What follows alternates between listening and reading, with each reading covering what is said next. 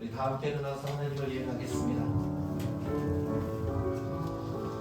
하나님께서 2023년 우리를 인도하시고 또 오늘도 하나님을 예배하는 자리로 저와 여러분을 불러주셨습니다. 우리의 마음과 뜻과 정성을 내 하나님을 예배하시고 또 주어진 은혜로 새해를 새롭게 맞이할 수 있기를 바랍니다. 우리 좌우에 있는 분들과 함께 인사 나누겠습니다. 한 해 동안 수고하셨습니다.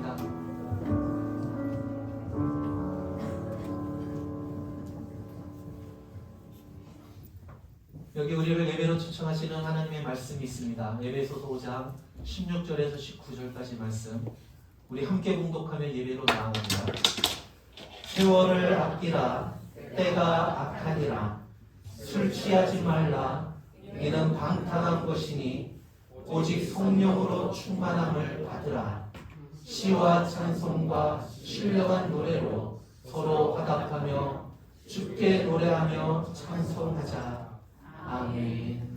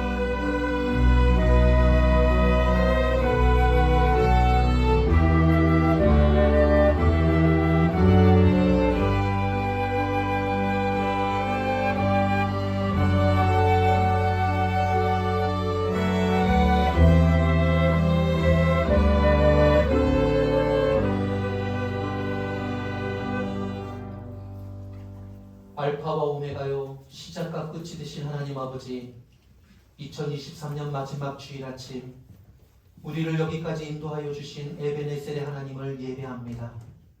비록 여러 가지 일로 힘겨운 한 해를 보냈지만 항상 선한 길로 저희들을 인도하여 주신 하나님의 은혜와 사랑에 이 시간 감사의 마음을 담아 예배를 드립니다. 한 해의 끝자락에서 하나님을 예배하듯이 저희들의 생명이 다하는 그 순간까지도 하나님에 대한 믿음이 변치 않으며 하나님과 이웃을 사랑하며 살게 하여 주옵소서. 예수님의 이름으로 기원하옵나이다. 아멘. 나는 전능하신 아버지 하나님 천지의 창조주를 믿습니다. 나는 그의 유일하신 아들 우리 주 예수 그리스도를 믿습니다. 그는 성령으로 잉태되어 동정녀 마리아에게서 나시고 본디오 빌라도에게 고난을 받아 십자가에 못 박혀 죽으시고 장사된 지 사흘 만에 죽은 자 가운데서 다시 살아나셨으며 하늘에 오르시어 전능하신 아버지 하나님 우편에 앉아 계시다가 거기로부터 살아있는 자와 죽은 자를 심판하러 오십니다. 나는 성령을 믿으며 거룩한 공교회와 성도의 교제와 죄를 용서받는 것과 몸의 부활과 영생을 믿습니다. 아멘.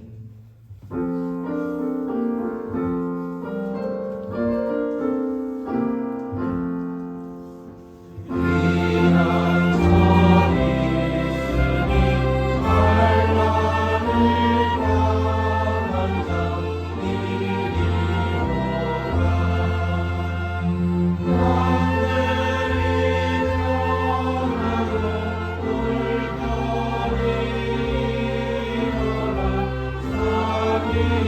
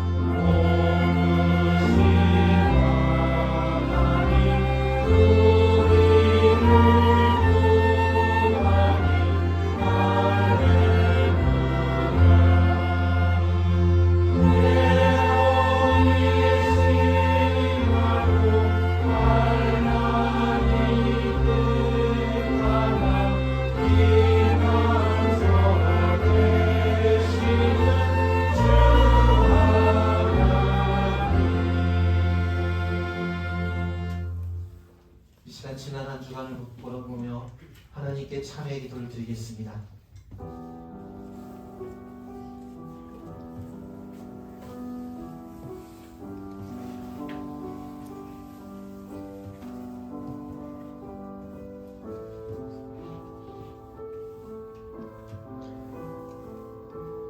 저희들을 사랑하신 하나님 아버지, 이 시간 지나온 한 해에 우리의 삶을 돌아보며 용서의 하나님께 참회의 기도를 드립니다. 설레임과 감격으로 새해를 설계하던 것이 엊그제 같은데 아쉬움 속에 또 한 해를 이렇게 보내고 있습니다. 한 해의 끝자락에 서서 지나온 날들을 되돌아보니 모두가 하나님의 은총 속에 살았음을 고백합니다. 그러면서도 여전히 후회와 아쉬움과 부끄러움이 가득한 한 해였음도 깨닫게 됩니다. 내 안에 살아계신 주님께서 좌정하시온데 아직도 내가 내 인생의 주인 행세를 하며 나만을 위해 이기적으로 살아왔습니다. 나는 변하지 않으면서 남편이, 아내가 왜 그리 변하지 않느냐고 짜증을 내었고, 자녀들에게 행복한 추억을 심어주기보다 다른 친구들과 비교하며 열등감만 심어주었습니다. 나에게는 들키지 않은 더 큰 죄와 허물이 있으면서 다른 사람의 작은 실수를 비난했고, 내 생각과 판단만 항상 옳은 것처럼 다른 사람을 무시하며 교만하게 살았습니다. 하나님, 때로는 성의 없이, 때로는 마지못해 신앙생활했던 저희들의 믿음 없음과 연약함을 용서하여 주시고, 새해에는 우리의 믿음과 삶이, 말과 행동이 하나가 되도록 도와주옵소서. 예수님의 이름으로 참회의 기도를 드리며 이 시간 하나님과 나만이 하는 죄를 잠잠히 더 고백드립니다.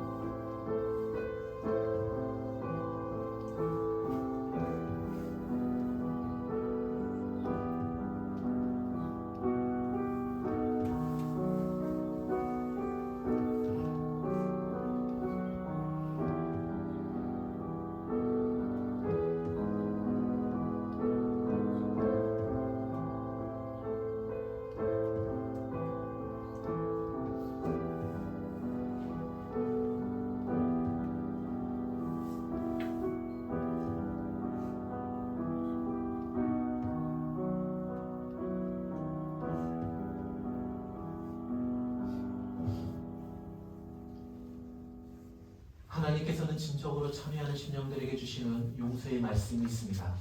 여기 로마서 8장 1절과 2절 말씀 우리 함께 선포합니다.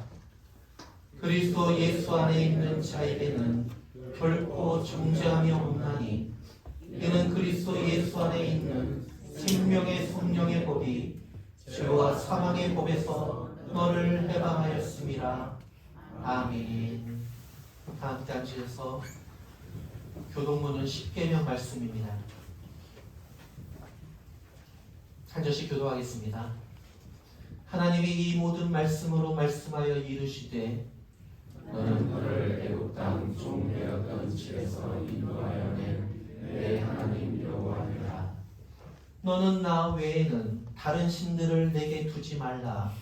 너를 위하여 새긴 우상을 만들지 말고 그것들을 숨기지 말라. 너는 내 하나님 여호와의 이름을 망령되게 부르지 말라. 안식일을 기억하여 거룩하게 지키라. 내 부모를 공경하라.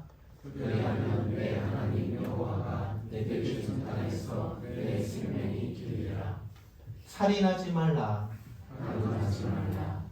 도둑질하지 말라. 내 이웃에 대하여 거짓 증거하지 말라. 내 이웃의 집을 탐내지 말라. 무릇 내 이웃의 소유를 탐내지 말라. 아멘. 찬송가 250장 찬양하겠습니다.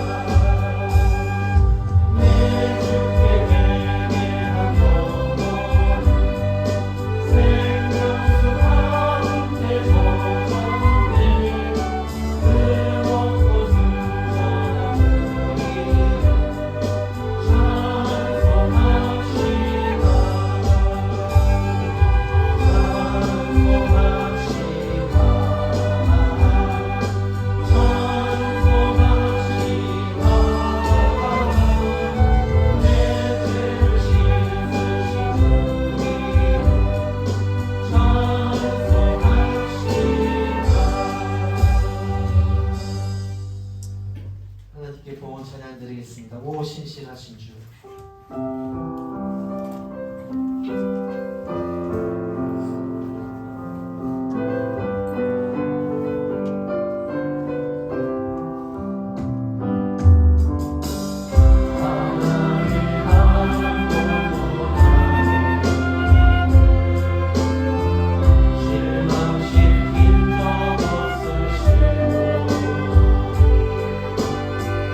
언제나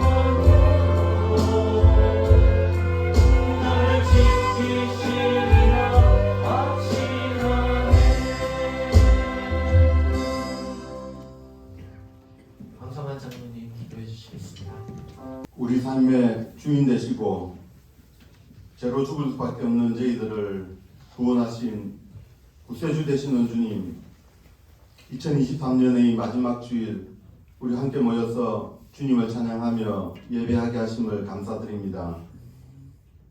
하늘을 되돌아보며 지나온 모든 순간이 하나님의 은혜임을 고백하며 감사드립니다. 항상 새로운 해, 새로운 날을 우리에게 주어졌지만 돌아보면 의미 없는 하루와 의미 없는 한 해를 보내며 살아온 날들이 많았음도 고백합니다.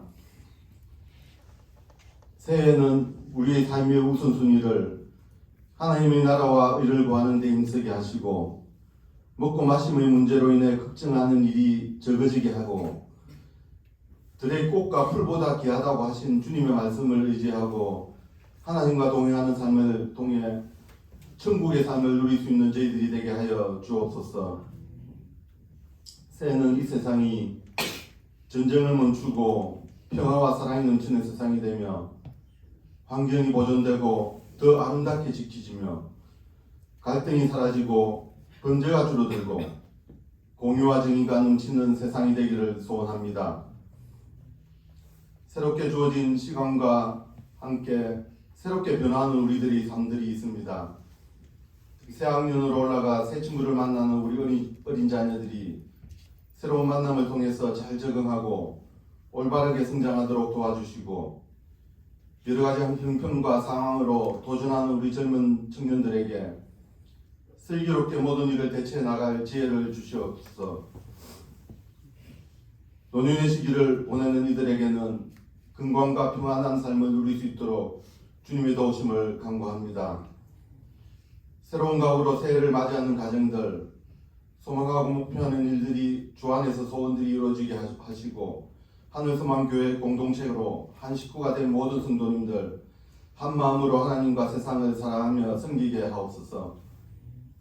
특별히 어려움에 처해 있는 모든 사람들 인내하며 슬기롭게 대처해가는 지혜를 주시고 평안하고 화목한 가정과 교회와 세상이 되도록 주님의 도우심을 바랍니다. 특별히 말씀을 전하시는 두 목사님과 그 가정에 강건함과 평안이 항상 넘치게 하시고 하나님을 향한 특별한 사명 뒤에 있는 수고에 주님의 위로와 어루만짐이 있기를 원합니다. 오늘도 목사님 말씀을 통해 주시는 하나님 말씀 앞에 저희들 순종하게 하시고 우리에게 주어진 건강과 물질 모든 것이 주님으로 왔음을 고백하며 드려지는 이 헌금이 귀하게 사용되게 하시고 교회가 건강하게 세워져 나가기를 원하며 우리의 주님 되시는 예수 그리스도의 이름으로 기도드립니다. 아멘.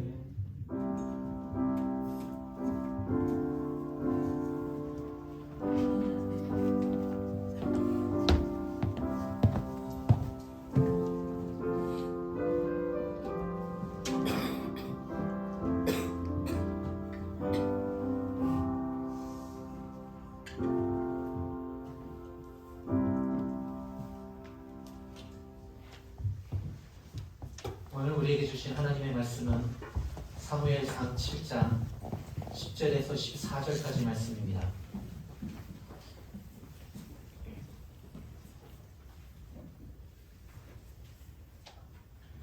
구약성경 사무엘상 7장 10절에서 14절까지 말씀. 우리 한 목소리로 같이 공독하겠습니다. 사무엘이 번제를 드릴 때에 블레셋 사람이 이스라엘과 싸우려고 가까이 오매 그날에 여호와께서 블레셋 사람에게 큰 우레를 발하여 그들을 어지럽게 하시니 그들이 이스라엘 앞에 패한지라. 이스라엘 사람들이 미스바에서 나가서 블레셋 사람들을 추격하여 벳발 아래에 이르기까지 쳤더라. 사무엘이 돌을 취하여 미스바와 센 사이에 세워 이르되 여호와께서 여기까지 우리를 도우셨다 하고 그 이름을 에베네셀이라 하니라. 이에 블레셋 사람들이 굴복하여 다시는 이스라엘 지역 안에 들어오지 못하였으며 여호와의 손이 사무엘이 사는 날 동안에 블레셋 사람 막으심에 블레셋 사람들이 이스라엘에게서 빼앗았던 성읍이 에그론부터 가드까지 이스라엘에게 회복되니 이스라엘이 그 사방 지역을 블레셋 사람들의 손에서 도로 찾았고 또 이스라엘과 아모리 사람 사이에 평화가 있었더라. 아멘. 벌써 2023년 한 해를 마무리해야 하는 송년 주일입니다. 세월이 화살처럼 빨리 간다라는 말이 정말 실감이 납니다. 한 해를 돌이켜보면 기쁘고 유쾌한 일도 많았지만 또한 기억하고 싶지 않은 힘겨운 어려운 일들도 많았습니다. 우리의 삶은 그렇게 기쁨과 또 고난이 서로 교차하며 우리의 인생이라는 것을 만들어가지 않습니까? 사람들이 죽을 때 보면 껄껄껄하며 죽는다고 하지 않습니까? 죽는 것이 즐거워서 껄껄껄 하는 것이 아니라 살면서 정말 후회되는 것들을 생각하며 하는 거죠. 사람들이 죽음에 이르렀을 때 공통적으로 후회하는 것들이 있습니다. 그것은 조금 더 사랑하며 살 걸, 베풀며 살 걸, 용서하며 살 걸, 그리고 즐겁게 살 걸. 오늘 우리의 인생이 마지막은 아니지만 지나온 1년을 돌이켜보면 이런 후회가 되지 않습니까? 우리 가정들을 보면 참으로 사랑이 넘쳐야 하는 가정인데 가장 소홀히 하는 장소가 되어가는 것 같습니다. 특별히 가장들을 보면 참으로 배우자를 존중해야 되는데 그러지 못하죠. 여러분, 남편들이 아내를 존중하지 않는 이유가 무엇일까요? 자신은 회사에서 직장에서 열심히 일을 해서 돈을 벌어다 주는데 당신은 집에서 뭐 하는 거냐며 타박을 합니다. 여러분, 그것은 결혼을 하기로 했을 때 이미 약속한 것 아닙니까? 나와 결혼해 줄래? 하는 말의 뜻은 내가 소처럼 열심히 일해서 당신 돈 걱정하지 않게 마음껏 쓸 수 있게 해줄게 라는 단어와 같은 거죠. 나랑 결혼해 줄래? 아내는 집안에 전등이 나가면 전등 갈고 잔디 많이 사려면 잔디 깎고 풀 뽑고 재활용 쌓으려 가면 분리수거하고 음식물 쓰레기 버려주고 이건 포함이 안 되나요? 하여튼 이런 것들이 다 포함되어 있습니다. 그래서 여러분, 너무 생각 없이 나와 결혼해 줄래 하면 안 되죠. 양가 부모 형제들을 잘 섬기고 챙기는 것까지 다 포함된 말이 나와 결혼해 줄래 라는 단어입니다. 남편들은 그렇게 아내를 소중히 여기며 살아야 되죠. 여러분, 아내분들도 마찬가지입니다. 남편과 다른 남자를 비교하지 말고 또 돈 못 벌어온다고 타박해서는 안 되죠. 요즘 부모님들은 자녀들을 마치 자신의 소유처럼 생각하는 경향이 강합니다. 그래서 자녀들을 통제하고 또 억압하고 자녀들의 의사는 존중해 주지 않고 뭐든지 부모님이 원하는 대로 뜻하는 대로 끌고 나가려고 하는 경향이 있습니다. 먹여주고 입혀주고 학원 보내고 용돈 주고 스마트폰 사주고 통신료 내주고 부모님 말씀 잘 들으면 다 해주다가도 부모님 말 안 들으면 통신료, 학원비 끊어버리겠다고 협박하고 심지어는 자녀들 집에 가두는 경우도 있습니다. 여러분, 이런 것들은 부부가 결혼해서 아기를 임신했을 때부터 부모가 그렇게 하기로 암묵적인 약속이 있었던 것이죠. 자녀들이 사회의 일원으로서 잘 성장하도록 양육하는 것은 부모님들의 의무입니다. 요즘 교회들은 성도들의 의무, 집사의 의무, 임직자의 의무를 강조하며 가르치고 있습니다. 교회를 먼저 등록을 하면 반드시 성수주의를 해야 한다고 가르칩니다. 그리고 새가족 훈련을 반드시 받아야 하고 집사가 되려면 반드시 11조를 해야 하고 교회에서 하나씩 봉사해야 한다고 가르칩니다. 그래서 여성분들은 주방에서 또 식당 봉사하는 것이 당연한 것처럼 여기고, 남성분들은 밖에서 주차 위험 면허를 해야 교회 안으로 들어올 수가 있습니다. 좀 음악에 조예가 있으신 분들은 찬양대에 등록을 해서 예배 전후에 1시간 전에 나와서 연습을 하고 예배위원으로 봉사를 합니다. 연습 시간에 조금이라도 늦게 되면 지휘자가 얼마나 눈총을 주는지 예배 시간 내내 죄인처럼 고개도 못 들고 주눅들어 있습니다. 교회에 열심히 나온다 싶으면 선교회 회장이니 구역장이니 맡겨서 일주일에 몇 번씩 교회에 나와야 하고, 회원들, 구역원들 주일 출석 체킹이고 보고하고, 교회 빠지면 신방해야 하고, 돌, 결혼, 장례 다 챙겨야 하고, 임직을 받는 순간부터 본인의 삶은 전혀 없습니다. 여러분, 하나님께서 우리로 하여금 이 세상에 태어나게 하신 것은 이렇게 세상에 고생만 하다가 또는 교회에 착취만 당하다가 목사에게 잘 보이고 인정받으려고 충성봉사만 하다가 쓸쓸하게 죽음을 맞이하도록 이 세상에 우리를 보내신 것이 아닙니다. 찬양 좀 잘하는 게 여러분 그게 뭐라고요? 기도 좀 능숙하게 하는 게, 성경 좀 많이 하는 게 여러분 그게 뭐라고? 거기에 온통 마음을 빼앗겨 기쁨과 평안을 잃어버린 채 하나님께서 맡겨주신 가정은 소홀히 한 채 신앙생활하는지 모르겠습니다. 하나님께서 천지 창조하신 순서 좀 모르면 어떻습니까? 이스라엘의 출애굽 여정 좀 모르면 어떻습니까? 북이스라엘과 남유다의 역대 왕들의 이름 좀 모르면 어떻습니까? 인간의 몸으로 이 땅에 오신 하나님께서 내 죄를 대신해서 십자가에 죽으시고 부활하신 것을 믿으면 하나님께서 우리의 죄의 값을 묻지 않으시고 의롭다 여겨주신다고 말씀하고 있습니다.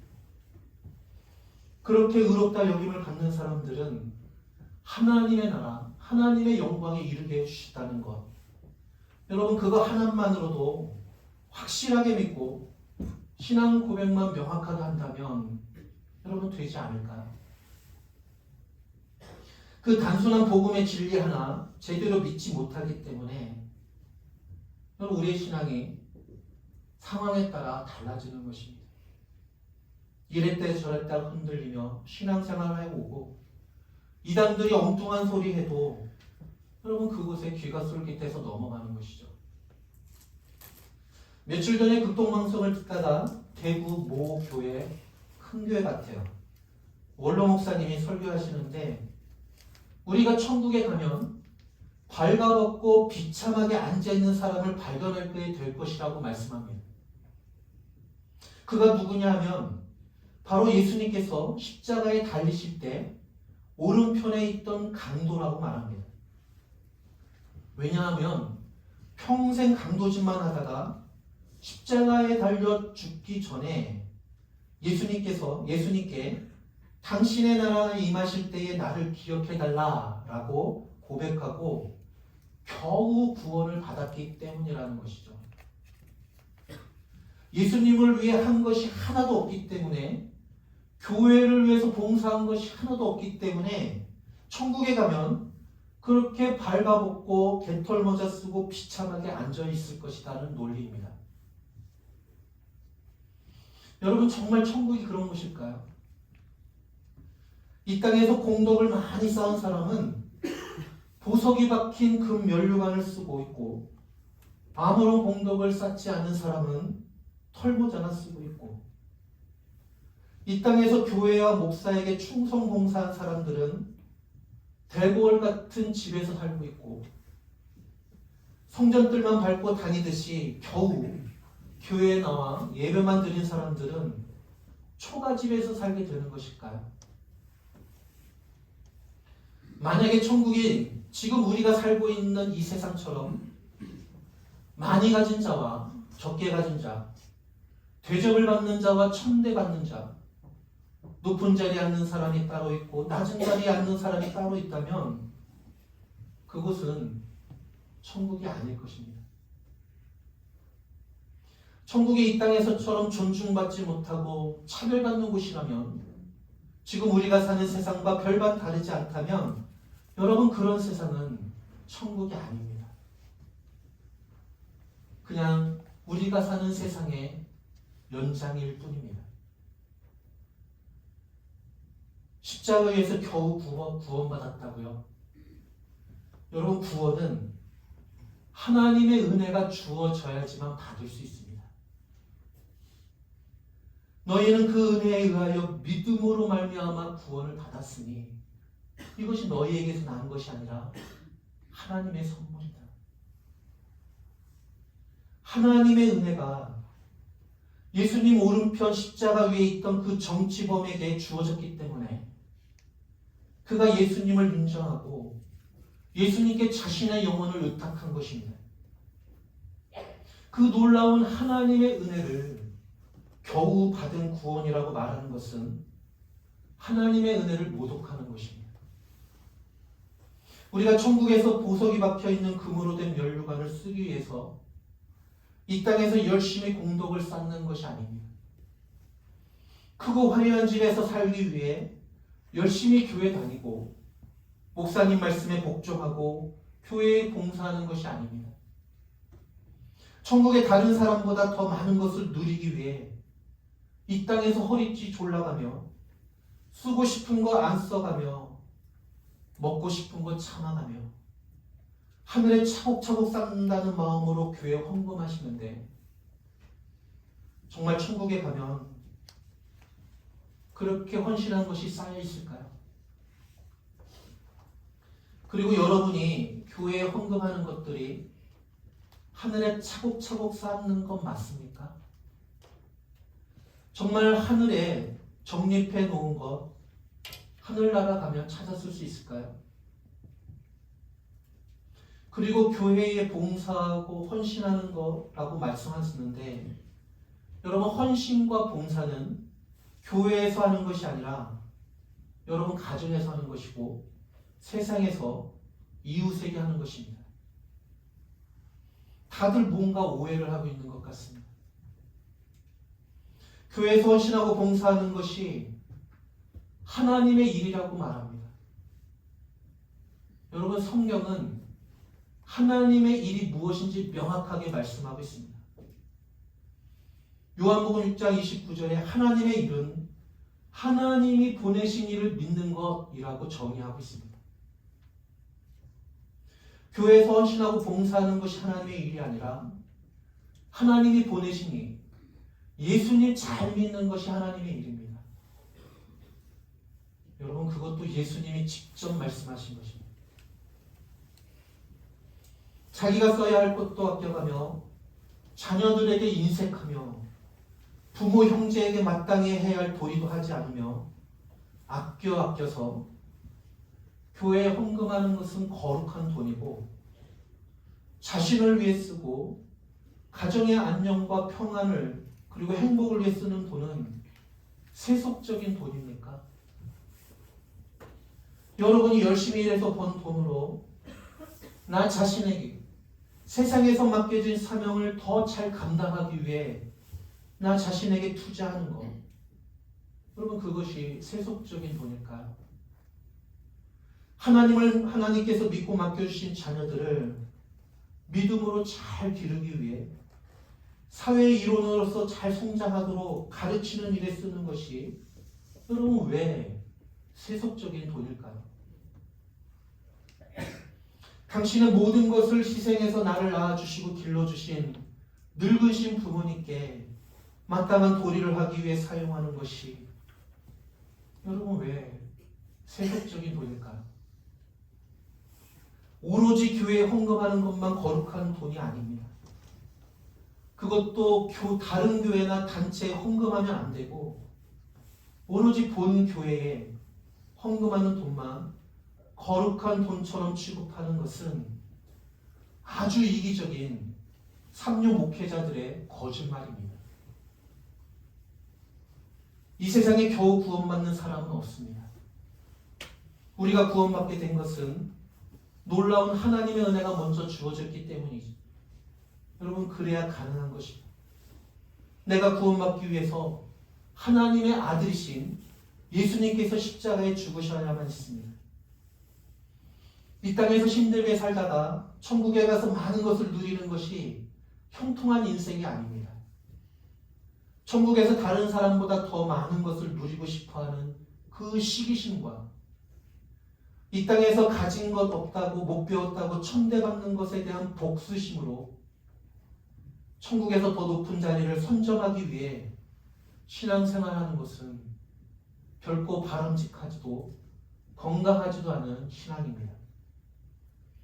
나 같은 죄인을 구원해 주신 그 놀라운 하나님의 은혜에 감사하고 감격해서 하나님을 내 인생의 주인으로 모시고 하나님과 함께 남은 인생을 의미 있게 가치 있게 살아가는 것, 그것이 진정한 복이고 그것이 형통한 인생입니다.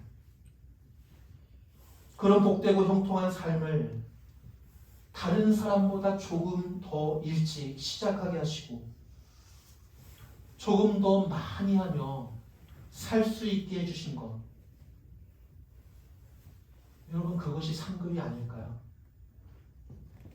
그것이 내게 복이고 그것이 영광이 아닐까요?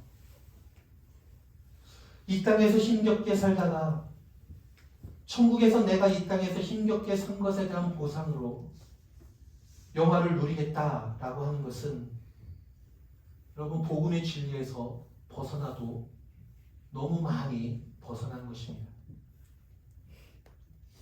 오늘은 2023년 마지막 주일, 마지막 날입니다. 좀 심하게 말씀드렸죠? 한 해 동안 가슴에 쌓인 게 많았어. 지나온 모든 시간들을 돌아보면 우리 뇌리에 스치는 단어가 은혜라는 단어입니다.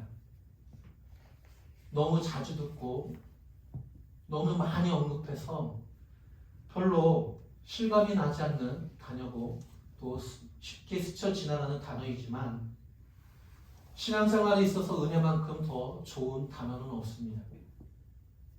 우리의 모든 삶은 하나님의 은혜 아래에 있기 때문이죠.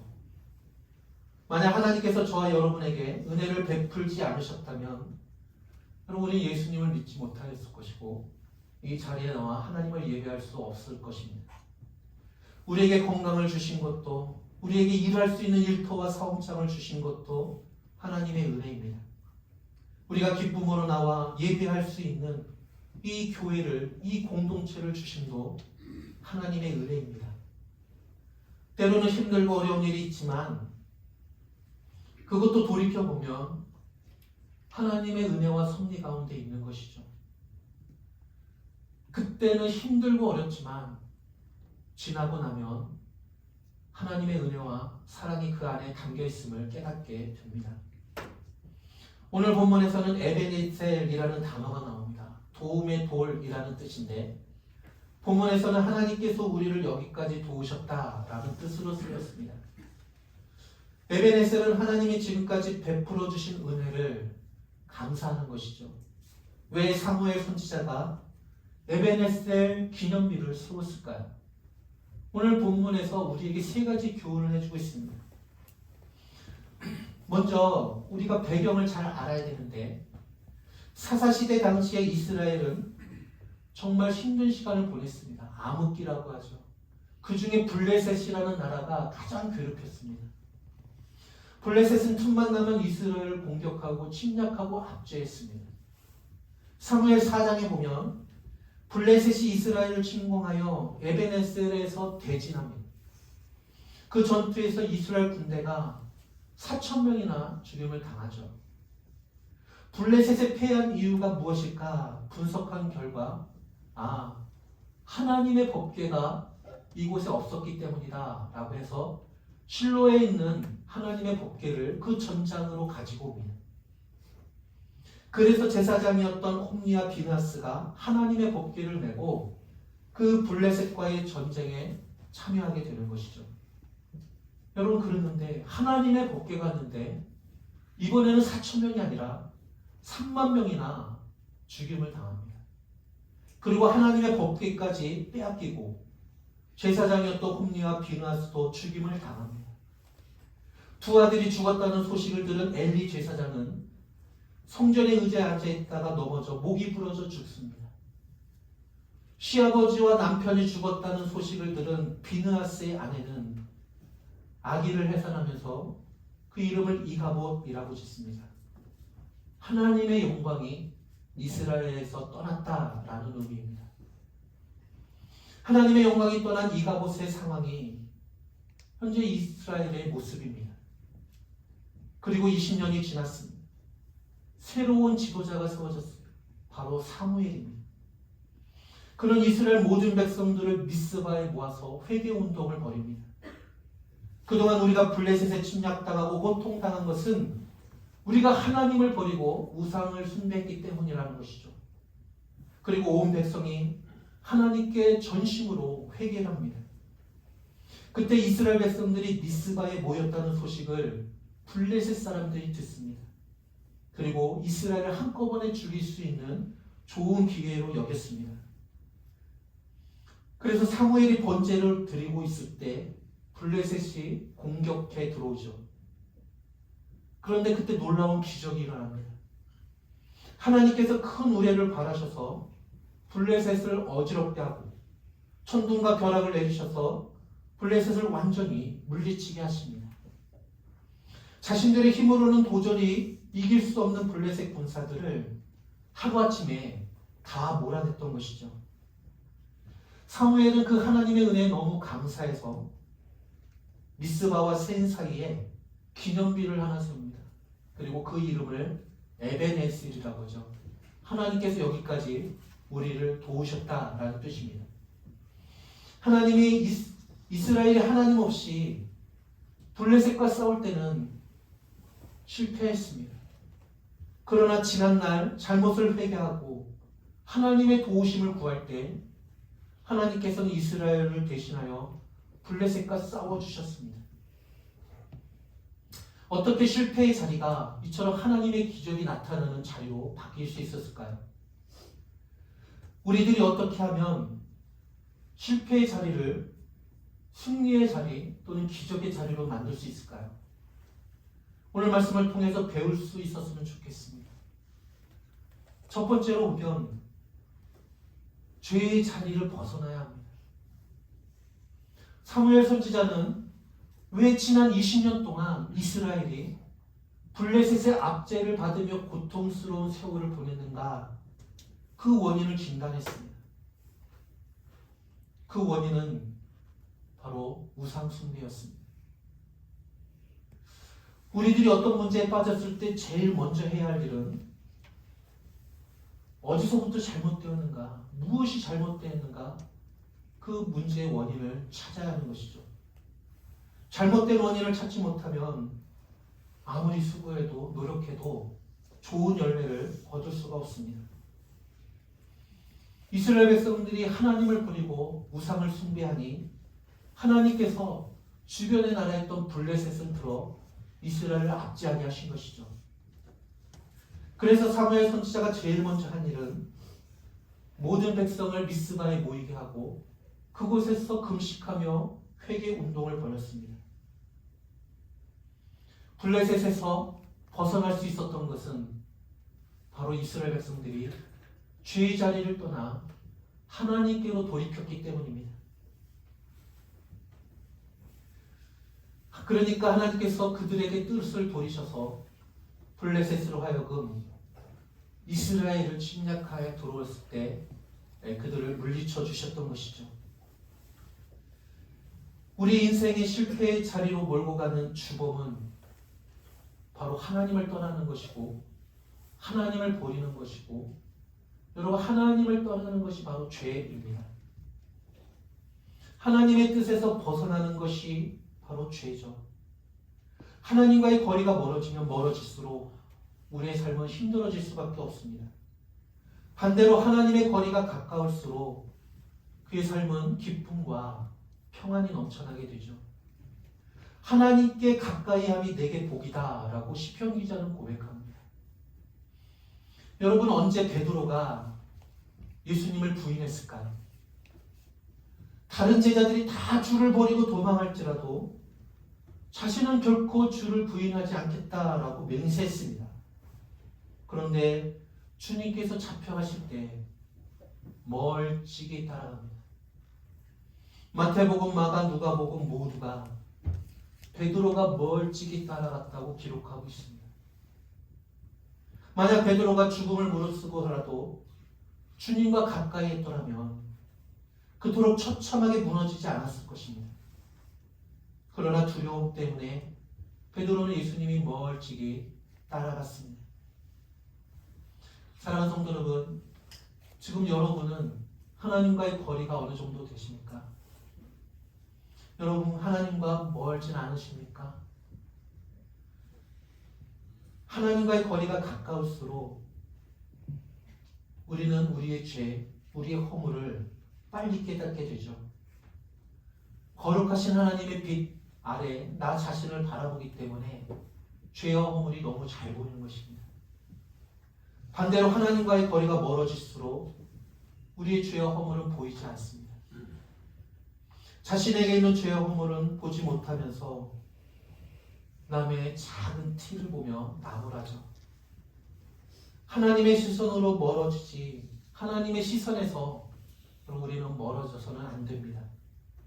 에베네셀의 은혜를 누리는 비결은 바로 자신의 죄와 허물을 깊이 깨닫고 하나님께로 돌이키는 것입니다. 하나님께 가까이 나아가면 하나님께서는 새로운 은혜를 우리에게 부어 주실 것입니다. 둘째로 보면 예배가 회복되었을 때 하나님께서 놀라운 기적을 행하셨습니다. 하나님의 은혜를 누리는 비결은 바로 온전한 예배입니다. 지금 블레셋이 미스바에 모여있는 이스라엘 백성을 치러 오는 상황이었죠. 자칫하면 미스바에서 몰살당할 수 있는 위기였습니다. 백성들은 두려워하는 가운데 하나님의 도움을 구하죠. 그때 사무엘이 한 일이 무엇입니까? 바로 어린 양을 잡아 하나님께 번제를 드리는 것이었습니다. 번제는 하나님께 온전히 제물을 태워드리는 제사입니다. 온전한 헌신을 의미하는 제사가 번제입니다. 하나님은 형식적인 예배가 아니라 우리의 마음과 뜻을 다하여 드리는 예배를 기뻐하십니다. 하나님은 지금도 전심으로 예배하는 자들을 찾고 계시죠. 아버지께서 찾으시는 예배자는 영과 진리로 예배하는 자입니다. 몸은 예배 자리에 있는데 마음은 딴 데 있으면 참된 예배자로 설 수 없습니다. 참된 예배자는 또한 교회에서만이 아니라 세상에서 살아갈 때도 예배자로 살아가게 됩니다. 교회에서 구원받은 자로 하나님께 예배하고 세상에 나아가서도 믿음의 사람답게 또 하나의 교회가 되어 세상을 하나님이 다스리는 나라, 천국이 되게 하는 것이죠. 끝으로 여러분, 감사의 고백이 있어야 됩니다. 하나님은 온전한 예배를 드릴 때 블레셋 군대를 물리쳐 주셨습니다. 그래서 사무엘은 미스바와 센 사이에 돌 기둥을 세우고 그것을 에베네셀이라고 했습니다. 하나님이 여기서 도우셔서, 여기까지 도우셔서 우리가 블레셋에 승리했다는 것이죠. 성경에 보면 중요한 사건이 있을 때 돌로 기념을 표시하는 경우가 많이 나옵니다. 노아도 큰 홍수가 지나고 난 다음에 돌로 단을 쌓았고요. 형 장자의 축복을 가로챈 야곱도 베델에서 환상 가운데 천사들을 보고 그곳에 돌단을 쌓습니다. 여호수아도 요단강을 건넌 후에 요단 강가에서 12개의 돌을 취하여 길갈에 제단을 쌓죠. 사무엘도 에베네셀 돌단을 쌓아 하나님의 손길에 대해서 감사하였습니다. 하나님은 감사의 고백과 감사의 예배를 받고 싶어 하십니다. 우리의 삶을 돌아보면 하나님의 은혜가, 여러분, 은혜에 대한 감사가 정말 메말라가고 있는 것 같습니다. 내가 필요할 때만 하나님을 찾고 하나님께서 내게 베푸신 은혜에 대해서는 금방 잊어버립니다. 오늘 본문의 사무엘과 백성들이 에베넷을 기념비를 세우면서 감사를 드릴 때 여러분 어떤 일이 일어났습니까? 하나님께서 블레셋 사람들이 다시는 이스라엘을 침략하지 못하도록 막아주셨습니다. 그동안 블레셋에게 빼앗겼던 땅을 되찾게 해주셨고요. 그리고 주변의 나라와 화평한 관계를 누리게 해주셨습니다. 불평하면 불평할수록 불평의 조건들은 늘어납니다. 반대로 감사하면 감사할수록 하나님은 점점 더 많은 감사의 조건들을 주시는 경우를 여러분 성경을 통해서 우리는 많이 봅니다. 2023년 한 해의 마지막 주일입니다. 여러분 먼저 하나님 앞에 여러분 자신의 죄와 허물을 회개하시고 그 자리에 돌이키셔서 하나님께로 더 가까이 나아갈 수 있기를 바랍니다. 하나님께 나아가서 여러분 참된 예배자로 살았으면 좋겠습니다.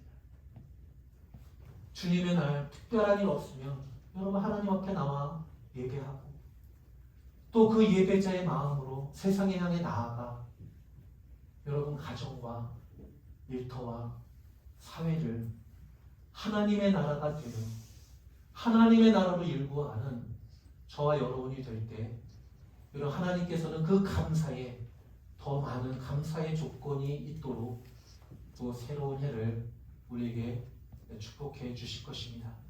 에베네셀의 하나님, 그 하나님이 저와 여러분의 삶을 2023년 여기까지 인도해 주셨고 또 새해를 여러분에게 선물로 주실 것입니다.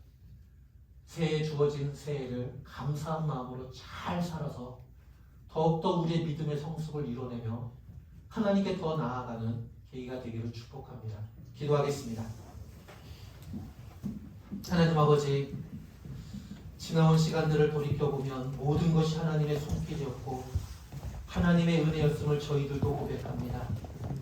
한 해를 마무리하면서 우리의 가슴 속에도 가정과 교회 가운데 에베네셀 감사의 기념비를 세우오니 새해에는 더 많은 더 큰 감사로 하나님께 감사할 수 있게 하여 주옵소서.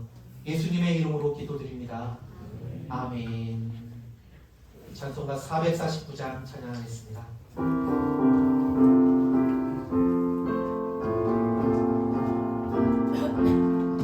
주님의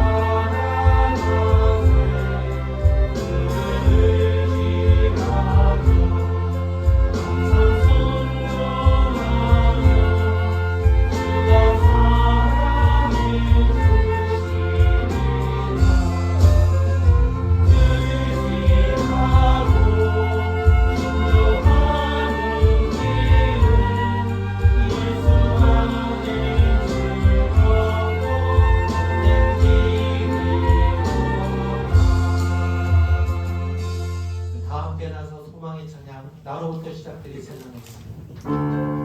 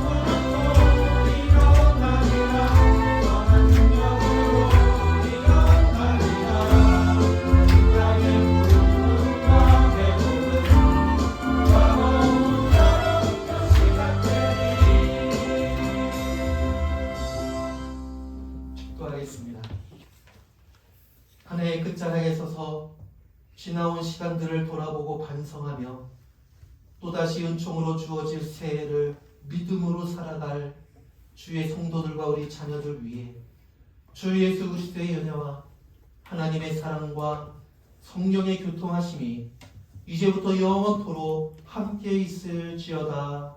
아멘.